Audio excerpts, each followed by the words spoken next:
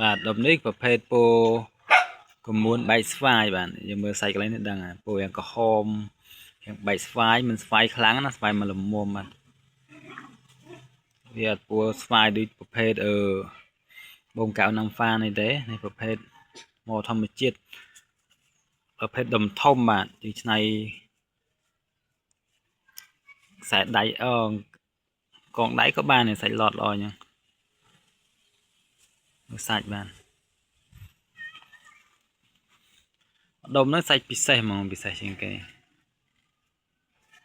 មើលទឹកជាដឹងបានហ្នឹងមិនចាំចាក់ពិលមើលក៏ដឹងសាច់ហ្នឹងវាអេមដុំនេះចង់1គីឡូនេះបាទគីឡូទៀត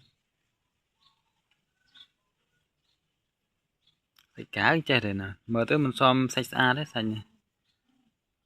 មកទុកចោលដល់ពេលវាយបំបែកមើលទៅបានដឹងថាអូសាច់ក្នុងស្អាតមែនតើហ្មង